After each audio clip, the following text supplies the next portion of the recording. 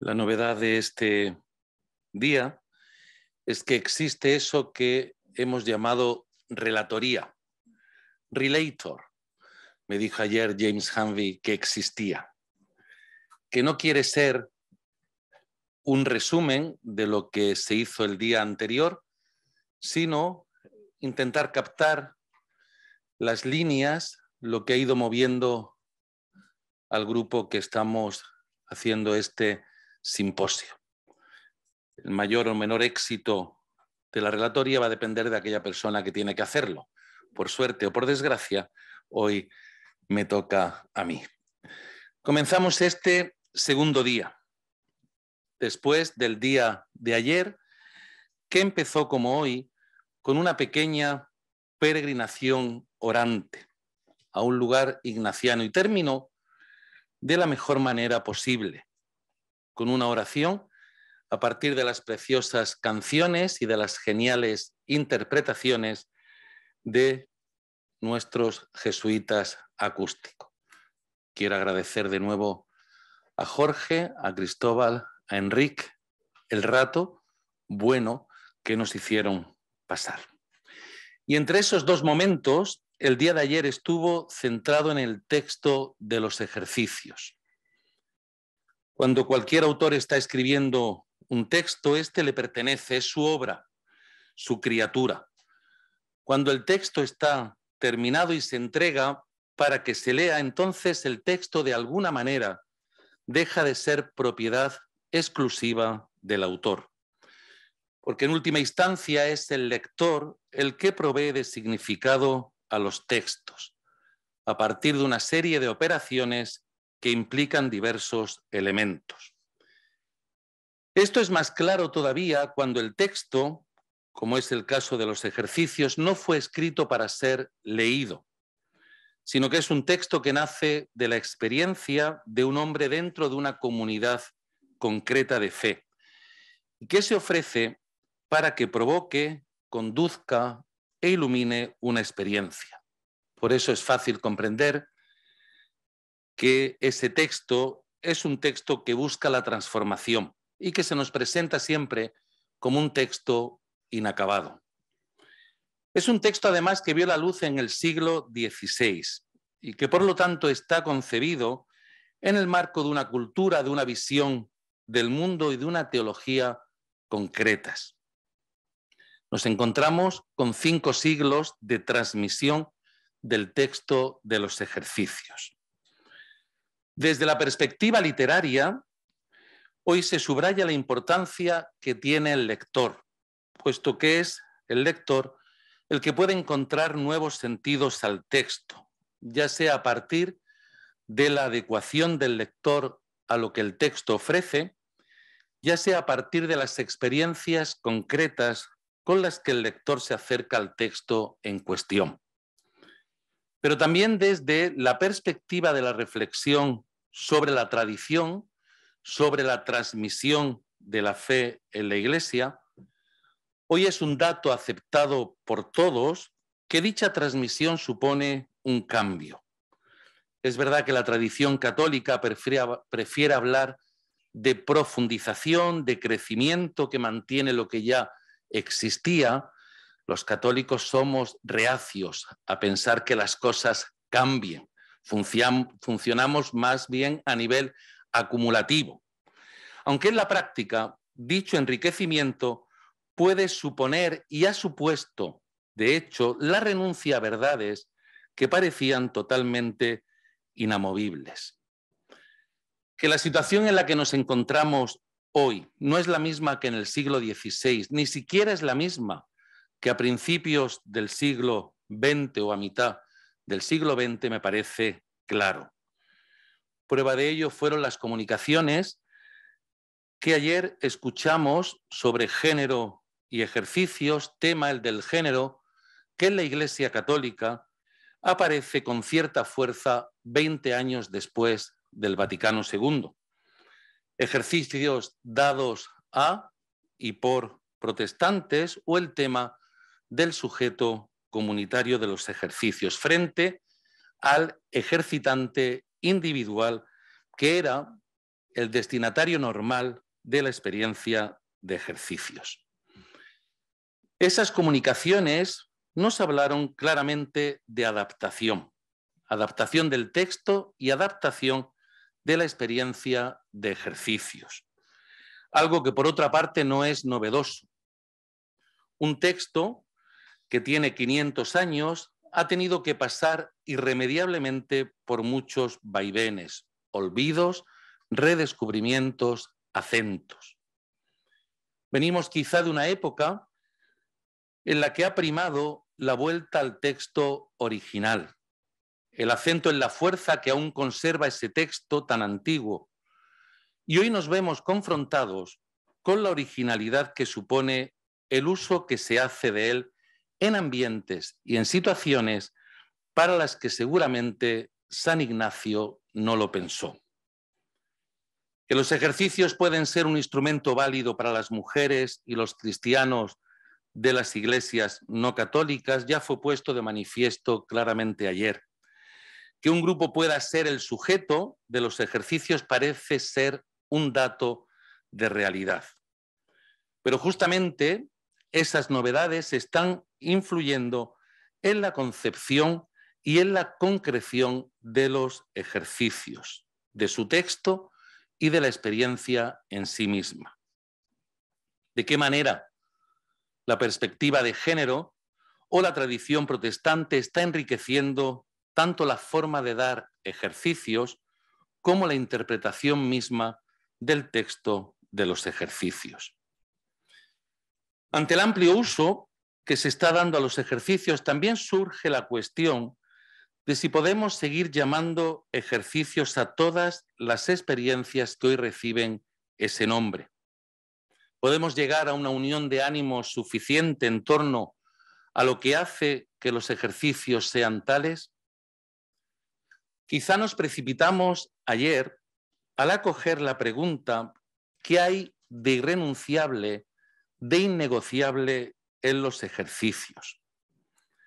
Con poca historia de la teología que se sepa, se descubren tantas cosas innegociables que han sido en algún momento negociadas, que tengo la tentación de pensar que absolutamente todo está sometido a la ley de la no definitividad.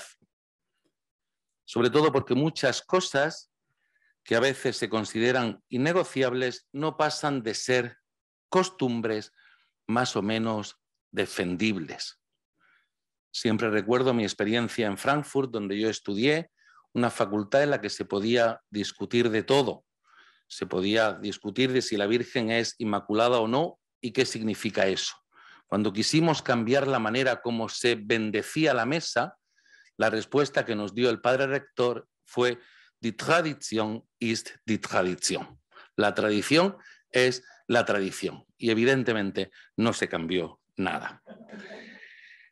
Sin embargo, he dicho tentación de pensar que no hay nada definitivo, porque rápidamente aparecen realidades que se me presentan como sumamente permanentes y que se encuentran también en la experiencia de ejercicios. La vulnerabilidad, sobre todo la de los otros. El movimiento kenótico por el que el abajo se convierte en revelación de Dios. La llamada a la transformación como dinámica constante que brota de la actuación de Dios en el mundo y en cada persona. La conciencia de que todo lo que tenemos es don recibido y por tanto no es propiedad nuestra. De alguna manera deben existir algunas realidades que sean tan importantes en la experiencia de ejercicios que deben estar siempre presentes, aun cuando se adapten a las diversas situaciones de aquellos que acompañan y realizan dicha experiencia. ¿Existen dichas realidades? Esta pregunta se podría desdoblar en varias otras. ¿Qué elementos formales, externos, pertenecen a la experiencia? Los ejercicios consisten en dar modo y orden. ¿Cuál debe ser dicho modo, dicho orden? ¿Qué elementos materiales de contenido deben estar presentes en la experiencia? Si los ejercicios pretenden poner a la criatura en relación con su Creador y Señor, parecería que estos dos actores han de estar presentes siempre. Si los ejercicios consideran que la manera de llegar a establecer dicha relación se hace fundamentalmente a través de la contemplación de la vida de Cristo, ¿qué importancia tiene Cristo en dicho proceso? No tengo muchas respuestas para estas preguntas. Tampoco hay que tenerlas el primer día.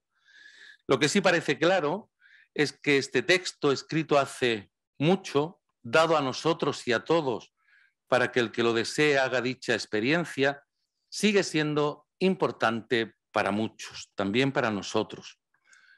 Lo que parece claro es que es un texto que no está muerto, sino que está dando lugar a muchas y variadas realizaciones. Quizá los días que nos quedan puede que nos sirvan para, en el ambiente en el que ayer estuvimos, poder profundizar en los aspectos que siguen siendo fundamentales de la experiencia y del texto de los ejercicios. Esto es lo que queremos hacer con el día de hoy, con el día de mañana desde otra perspectiva y con los días siguientes donde nos vamos a acercar al texto de los ejercicios, a la experiencia de los ejercicios desde diversas perspectivas. Comenzamos así este segundo día. Hombre. Yo no dije lo de Enrique, pueden no aplaudir, ¿eh? Muchas gracias. Vamos a comenzar entonces este segundo día, un día que está dedicado a los ejercicios en los márgenes sociales. Yo le pediría a Dan Harnett, por favor.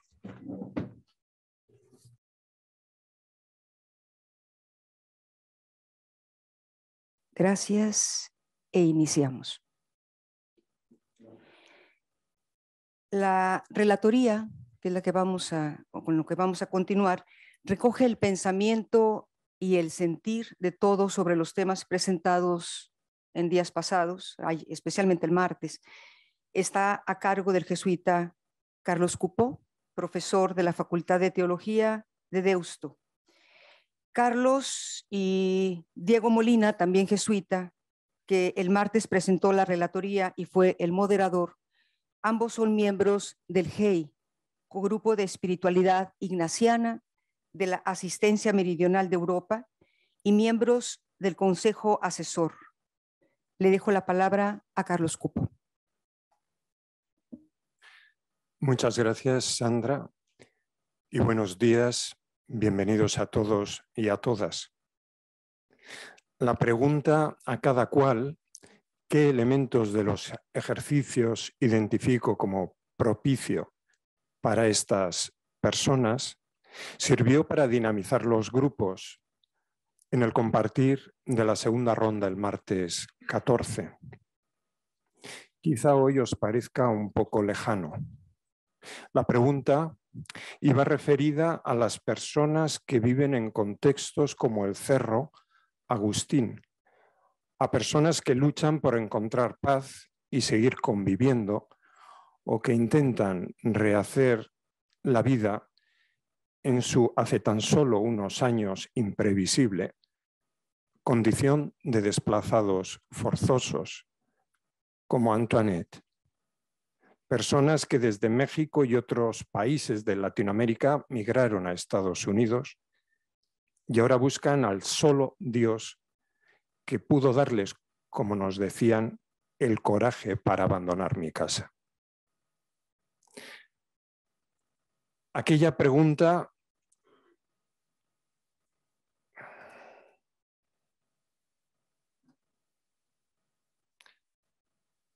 Gracias. Decía que aquella pregunta por los elementos se refería a aspectos del texto o del método, un elemento que sin embargo no figura en el texto y está fuera del método, es la actividad de tomar notas. Y ya me diréis que el texto sí aconseja tomar notas a quien hace ejercicios. Pero yo estoy hablando de que el texto ni el método afirman que conviene que quien da los ejercicios también tome notas y se examine de ellas. Efectivamente, mientras que José García de Castro rescataba en su presentación de la noche del martes el texto autógrafo que aconseja notar y anotar, el autógrafo nunca dice que los acompañantes sigan tomando notas. La práctica ignaciana es evidente y solemos olvidarlo. Ignacio pasó de tomar notas como ejercitante a seguir tomándolas, pero ahora como ejercitador. Lo repito, necesitamos distinguir dos etapas en Ignacio para comprender que el texto de los ejercicios entraña nuestra vocación como acompañantes a seguir anotando. De aquellas notas de Ignacio ejercitante, nos decía José, solo tenemos noticia 500 años después. Del producto final del ejercitador tomando notas, de mejorarlas y contrastarlas a lo largo de un cuarto de siglo, sin embargo, nos queda este libro que nos convoca. A la luz de este texto implícito, quiero compartir unas 16 páginas de notas tomadas ese segundo día del simposium con vosotros y vosotras. Consisten en casi 7.000 palabras, 6.897 exactamente, donde muchas se repiten. En realidad forman un vocabulario de unas 2.000 palabras diferentes tomadas tanto de la lengua inglesa como de la española, según fuera la presentación en una o la otra lengua. Son sustantivos, formas verbales, preposiciones, conjunciones, en fin. Si de entre todas estas palabras entresacamos los sustantivos más significativos, es decir, aquellos que se repiten más de 10 veces, si seleccionáramos aquellos verbos repetidos al menos más de 2 veces, obtendríamos nubes de palabras parecidas a las que ahora mismo estáis viendo. La elaboración de estas nubes me sirve a un triple objetivo esta mañana. Primero, resumir el día a nivel de ponencias y comunicaciones, sobre todo. Segundo, dejarnos interpelar por lo que ahora mismo están viendo en ellas. Tercero, y como al libro a modo de bitácora, permitir cierto registro de nuestro recorrido. Vengo al primer punto. ¿Podéis pasar, por favor, la imagen? Gracias. Para resumir el día, ayuda a leer en voz alta algunas palabras que, además de ejercicios, exercises, llaman más nuestra atención. Dios y Jesús, en particular, experiencia, experience, pobreza, personas, debiéramos comparar, luego lo haremos, personas con pobres, vida, márgenes, reconciliation, healing, suffering, pero también alegría y acompañamiento. Cada cual observe y se deje invitar por lo que percibe. Este ejercicio tiene poder para evocar tus recuerdos, regreso momentáneamente, y al hacerlo cada cual para evocar, digo, nuestros compartidos recuerdos. También permite preguntarnos si antes de seguir adelante con la jornada de hoy, el contenido de estas nubes respondió a las expectativas que traíamos al comenzar aquel martes, o si incluso desbordó nuestras expectativas. En pantalla, no voy a leer, están algunas de las expresiones que se utilizaron durante la conferencia que simplemente traen presente aquel día. Segundo punto, a modo de investigación. A nivel más organizacional, ofrezco las nubes a Javier Meloni y al Steering Committee para investigar y decidir si el contenido satisface al título de la jornada, ejercicios como medio para ayudar a las personas a vivir su situación. Las expectativas de muchos de nosotros quedaron desbordadas, decía hace un momento, por la calidad de las presentaciones en general. Dan Harnett captó nuestra atención con el carácter testimonial y el tono biográfico, con la honestidad, la claridad expositiva y la trabajada sencillez. Nos sedujo a cierta belleza evangélica que también es parte de la historia del Cerro Agustín. Frank Janin, Sandra y Ramón Corona y Sacha Bermúdez Goldman pusieron ante nuestros ojos vidas marcadas por el sufrimiento, en Ruanda, Burundi, por la búsqueda de Dios en Estados Unidos y por una nueva condición de desplazados forzosos en Australia. Nos hablaron de vidas que no les habían dejado indiferentes. Nos hablaron de ellas con afecto, reconociéndolas en su dignidad y despertando nuestra sensibilidad. Ahora bien, en realidad, entre los 5 presentadores lograron una dramática reorientación del simposio. Podríamos hablar de un cambio de mirada y de un reenfoque. De mirar al texto de los ejercicios el lunes, nos llevaron a mirar a quienes hacen los ejercicios. De mirar cómo las 3 divinas personas miraban.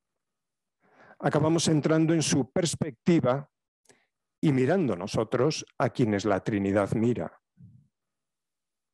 ¿Lo notasteis también vosotros? ¿Notasteis cómo el martes pasamos del texto y sus adaptaciones al ejercitante y su situación? No me refiero al modo y orden. No me refiero al modo que nos habían dado.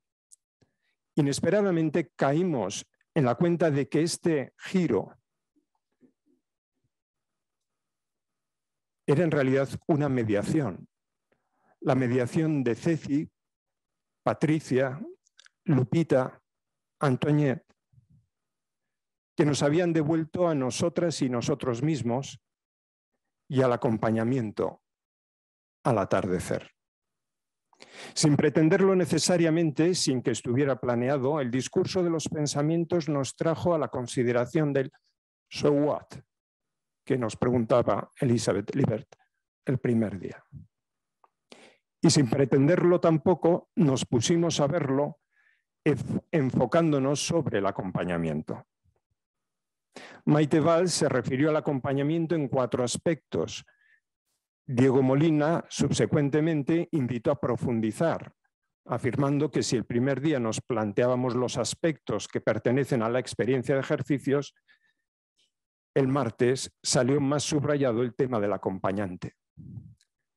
Javier Meloni lo puso en términos de empezamos acompañando para, luego acompañamos con y venimos al acompañar desde.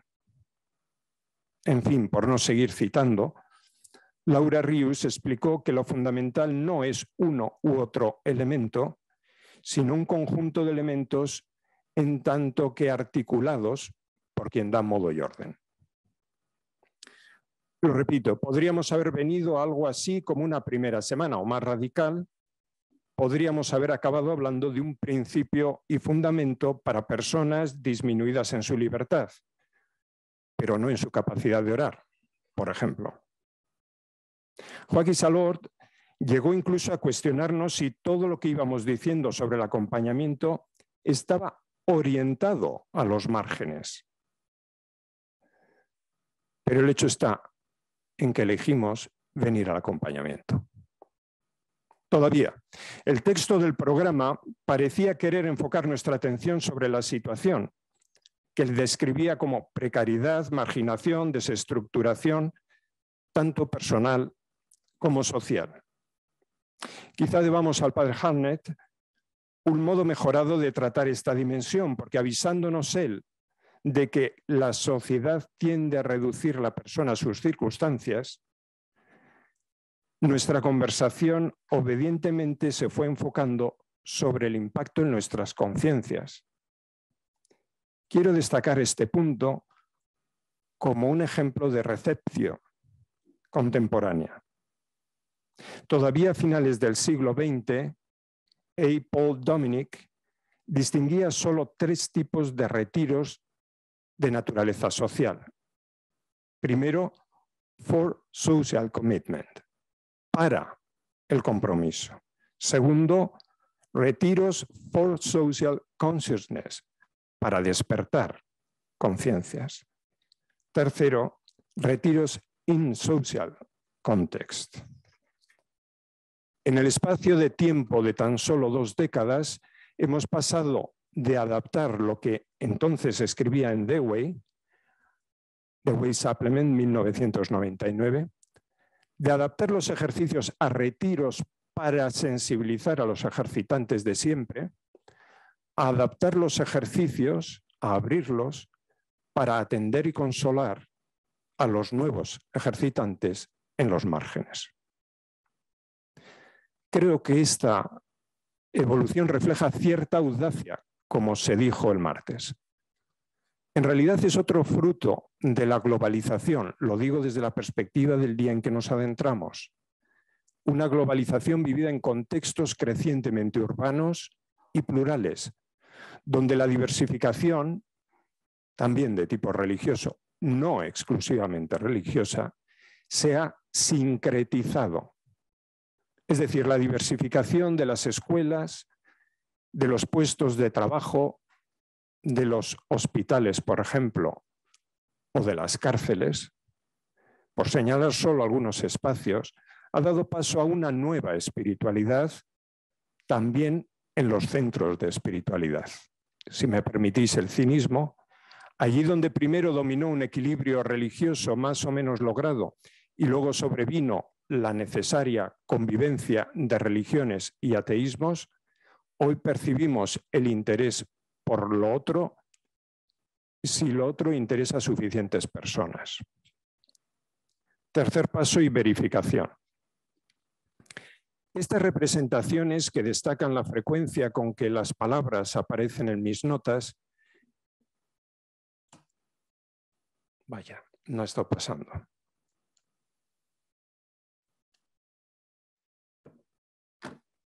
Permiten cierta retroalimentación o feedback acerca de lo que en realidad venimos discutiendo. Así, por ejemplo, teniendo como referencia el texto del programa distribuido la primera noche, esta nube, integrada con los verbos solo en castellano, español, da cuenta de que, de hecho, el martes nos ocupamos con temas asociados con ayudar, con vivir, con dar, con acompañar, con querer, con estar con. Esta primera constatación, por tanto, confirma el cambio de orientación ya señalado. Así como texto, la palabra, desaparece de las nubes de palabras, se podría ver en lo alto, veis ahí en el vértice Dios, experiencia, pobreza, es ahí donde aparece la palabra pobre. Digo, así como texto casi desaparece en las nubes de palabras, asimismo disminuyen las actividades interpretativas asociadas con el texto o las asociadas con la toma en consideración de la mujer, de los protestantes, de los grupos o sujeto comunitario. Pero más destacable, y ahora en relación con la asamblea del lunes, Cristo o Trinidad ceden espacio a Dios y a Jesús. Jesús más pequeñito lo veis cerca, a la derecha, perdón, a la izquierda de experiencia, a mitad de altura. No me lo estoy inventando. Por favor, comprobadlo en la edición final escrita. Yo no he contado con los textos, solo con mis notas. Habría que verificarlo con los textos leídos. Con independencia de nuestras teologías respectivas, de hecho, los presentadores se expresaron en términos de Jesús preferentemente. ¿Tiene esto que ver con el tema escogido? Me lo pregunto y os lo pregunto. También dominan experiencia, experience, y sus plurales, porque la palabra en plural aparece en dos sitios, en singular y en plural. Observamos además que mientras persona, encuentro o pobreza sea estructural, espiritual o solidaria, fueron palabras recurridas, mientras que pobre, entre experiencia y pobreza, como os decía, en ese pequeño vértice, lo fue menos. Quizá haciéndonos eco del consejo que Dan había hecho, tanto al convocarnos al encuentro como al evitar preferir el uso de personas frente al de pobres, pues son tierra sagrada. Esto me trae al punto de que siento el simposio ha entrado en convergencia. Hace un par de días estamos escuchándonos, estamos entrando en foco. Felicitémonos los unos a las otras, las unas a los otros, pero mirad también el diálogo que se sigue de las presentaciones y de la asamblea. Quienes trabajáis en los centros, escucháis a quienes trabajáis en los márgenes.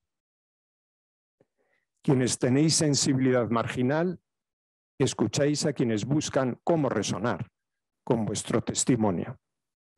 Solo acabo de señalar un par de casos. Sería bueno que recogiéramos más ejemplos de hacernos eco. Concluyo. Transición, por tanto, al día de hoy. ¿Los ejercicios ofrecidos a personas marginales son algo marginal? En el marco de la práctica contemporánea de dar ejercicios, fundamentalmente llevada a cabo en centros y casas. ¿Hasta qué punto, os pregunto para la reflexión, es un asunto marginal la dotación económica sistemáticamente omitida en las presentaciones, que sin embargo es necesaria para llevar una experiencia personal al nivel de un esfuerzo apostólico, a un desarrollo ulterior? Otra nota quizá menos marginal. ¿Es posible un interés en promover actividades de reconciliación que vaya no más allá, sino más acá del interés por la profunda reconciliación de los individuos en que pensaba Eckhart Fried? Es decir, en Ruanda, Burundi, por ejemplo, pueden convivir intereses en la reconciliación que sean psiquiátricos con otros que sean políticos, aunque no todos estos esfuerzos sean sanadores. Además de la reconciliación espiritual en que todos estábamos pensando, ¿es posible pensar en los ejercicios como actos litúrgicos, actos religiosos, discurso performativo de reconciliación? Algo así como para justificar la propuesta de llevar a cabo ejercicios de reconciliación que no duran más de una semana. Los ejercicios tienen una visibilidad social y es a lo que apunto a través de este ejemplo. Primero ante la Compañía de Jesús, más allá de la provincia de Ruanda-Burundi, ante la curia, ante los que formamos este foro y los que no han podido venir, ante la iglesia local y ante los bienhechores. La espiritualidad en la que nos vamos adentrando hoy, does matter, importa. Por encima de las denominaciones, la espiritualidad tiene algo que decir. Nos toca ponerla en valor en una sociedad donde duda da pasitos hacia adelante.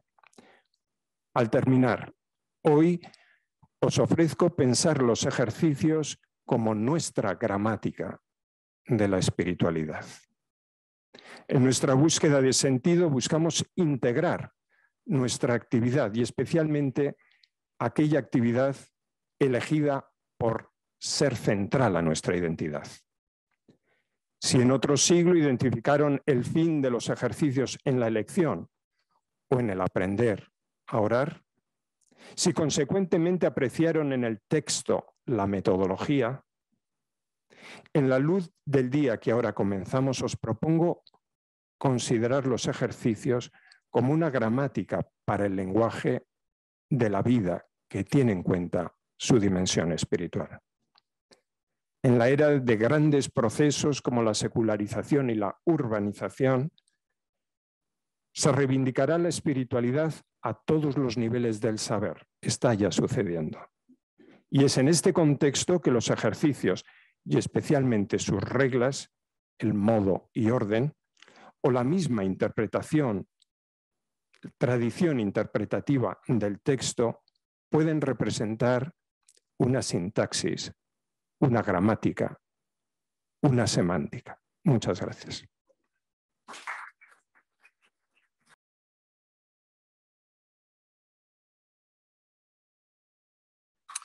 Good morning, everybody. I'm not Christopher. I'm Eckhart. I'm glad to Buenos be días a todos. No soy. Muy buenos días a todos y I'm todas. Eckhart.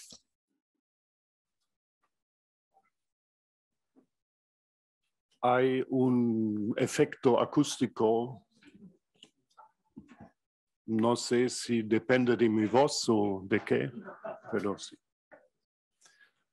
Con mucho gusto voy a compartir con ustedes el ejercicio mío que es la relatoría, un ejercicio de repetición. En este día de ayer, muy rico, ¿qué tengo que hacer? Aquí. Tuvimos el tema central, los ejercicios y otras cosmologías, cosmovisiones y espiritualidades. Comenzamos con la ponencia de Javier, con las 3 intervenciones de Malulu, de Karin, de Vico, y después en un ejercicio de ida y vuelta tuvimos la pregunta, ¿qué es lo específico ignaciano en lo iniciático? ¿Y qué podemos aprender de otras tradiciones para enriquecer la espiritualidad ignaciana? Y compartimos en la asamblea con Sandra con muchas preguntas y visiones. Y también la misa africana nos ayudó a ver el horizonte mucho más largo, que es el horizonte de los antepasados, de los abuelos. Entonces, mi primer punto es Ignacio, abuelo nuestro. Aquellos antepasados están muy presentes en nuestras celebraciones amazónicas, micronésicas, africanas, también de manera explícita en las intervenciones de Malulu y Vico. Ignacio, nuestro abuelo, y nosotros estamos en un proceso de transmisión y los ejercicios tienen una capacidad abuelante de los ejercicios, ¿no? Es decir, nos abarcan con una tradición, pero no cierran el proceso de transmisión de tradición. Como ya dijimos el primer día, es un texto inacabado, generativo. Es el texto del ejercitante en interacción con su creador, como Ignacio lo dice en el número 15. Generativo es la fertilidad del proceso, por lo tanto necesitamos aquel abuelo que es Ignacio, que puede ser imperativo, pero con mucha ternura, como dijo Vico. La cueva está vacía, como la tumba de Ignacio en Roma está vacía.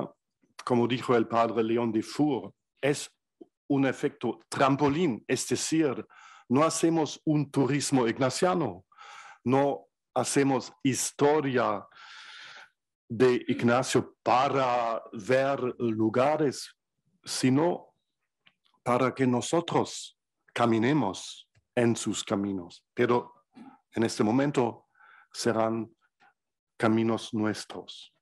O con un Kuan de Zen Si te encuentras a Ignacio en el camino, mátalo. Mátalo, porque los ejercicios son ignacianos, pero no para hacer una historia ignaciana de biografía, de hagiografía, no, sino para, si quieren, para ser Ignacio nosotros mismos y mismas. ¿Eh? Entonces, si te encuentras a Ignacio en el camino, mátalo.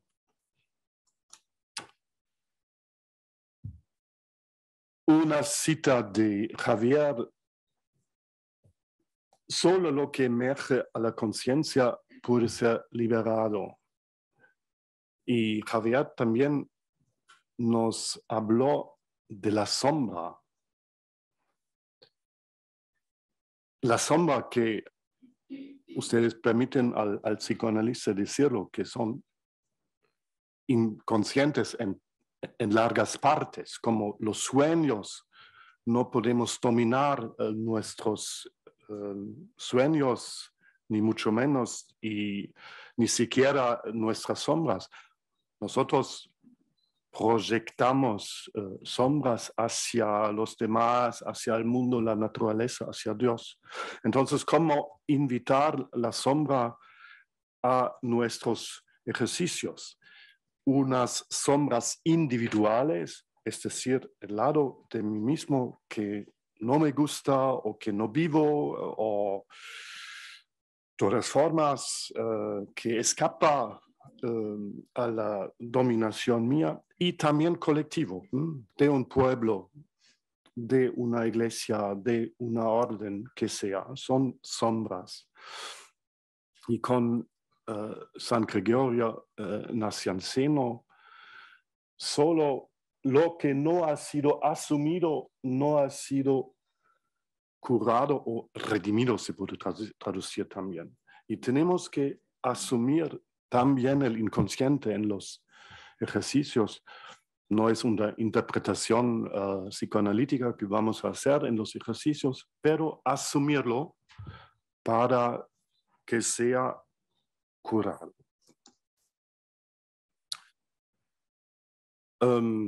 Listening to your speech, Karen, there you are. Karen, escuchando tu presentación, ahí estás, me encantó tu presentación, fue excelente, pero tengo la pregunta de ¿por qué se integró en la parte de otras espiritualidades? Y recordé debates en los años 90 entre especialistas entre los especialistas ignacianos y Franz Jalisch, que decían esto no es ignaciano, es algo así como una meditación oriental del mindfulness o ese tipo de ejercicio, pero no se puede considerar como cristocéntrico, etcétera. Y Franz siempre decía, no, es ignacianísimo, sí, muy importante para él esto, con lo que creo, ¿no? Y que mirando pues desde el cielo a nosotros, ahora estará satisfecho con tu presentación. En todo caso, esos desplazamientos mencionados por Javier, que ese desplazamiento oriental desde el sujeto occidental hacia o más allá de la subjetividad, pensando en actividad mental, hacia esa conciencia corporal, de palabras a silencio, pues todo esto que se describió son elementos clave del método de Franz Jalisch. El estar presente, el percibir, el ser, es tener esta mente puesta, y el ser o darse cuenta, ¿no? El deseo, por tanto, podríamos denominar el método Jalisch los ejercicios contemplativos ignacianos según Franz Jalisch.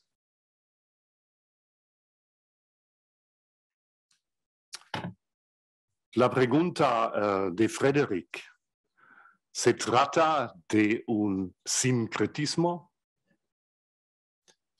Y hubo una primera respuesta de Javier: si se conservan los elementos, es una integración. Y si están degradados, es un sincretismo. Primer elemento de respuesta. pero me llama la atención, llegando a México con mi noción europea de sincretismo, yo aprendí básicamente en comunidades celtales en Chiapas que el mestizaje cultural y espiritual es una parte de la tradición. En México, como en Europa, nosotros también tenemos un sincretismo. Claro que sí, entre lo hebreo y lo griego, lo romano. Nosotros, pueblos germánicos, también tenemos sincretismos, etcétera, etcétera. Entonces, es un concepto a veces muy polémico,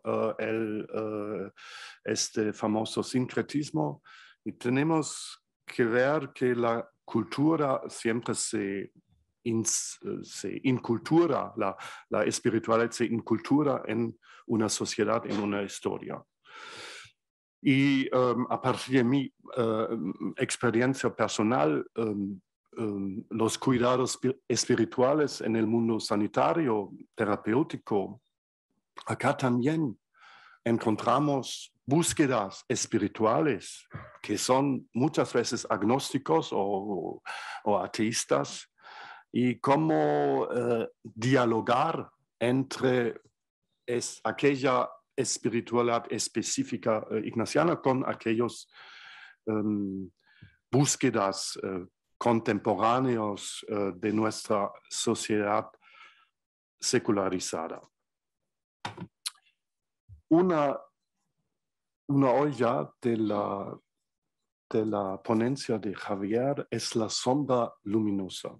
No hay solamente la sombra de primera semana, sino también de tercera semana, la sombra de la pasión y sobre todo del sábado santo. Es la obediencia de Jesús muerto que comparte nuestra suerte de morir, de estar sepultados. Y no es el infierno sulfúrico de la primera semana. Inferos en latín quiere decir abajo. Es decir, es un mundo que Jesús comparte en los iconos de la Iglesia del Este y también en Rupnik, en sus mosaicos, para liberar, rescatar los muertos, pero en una aceptación plena de la receptividad el sábado santo. Es el día donde no hay acción de parte del muerto, es una solidaridad con los muertos. Por lo tanto, es una sombra luminosa aquel silencio. Y Ignacio lo describe así: la ánima beata descendió al infierno, a sí misma unida con la divinidad, de donde, sacando a las ánimas justas y vendiendo al sepulcro y resucitando. Es el comienzo de la semana cuarta. En las discusiones de anoche tuvimos aquellas preguntas que son los rasgos de otras espiritualidades, qué es lo específico, qué es lo cristológico, lo crístico, etcétera, etcétera. Y me suena, es también un tema de la tercera semana, que vivimos sin Dios porque, como dice Dietrich Bonhoeffer, Dios en la cruz se deja rechazar fuera del mundo. Es parte de la historia de salvación, aquel silencio de Dios. Entonces, sí, existe el riesgo neognóstico, una gnosis sin más, un método sin cristocentrismo, pero aquella gnosis existe también por dentro de los ejercicios. Ignacio lo llama en la segunda semana el conocimiento interno del Señor que por mí se ha hecho hombre. Bueno, termino con aquel criterio, lo que se refiere a la universalidad, al compartir con otras espiritualidades, culturas, y aquel criterio muy lindo de San Ignacio es quo universalius eo divinius. Cuanto más universal es más divino. Y yo creo eso puede dar una inspiración para nosotros, para andar más allá de los límites de esta casa, para encontrar mucha gente que necesidad, estoy convencido, el aporte de la espiritualidad ignaciana. Muchas gracias.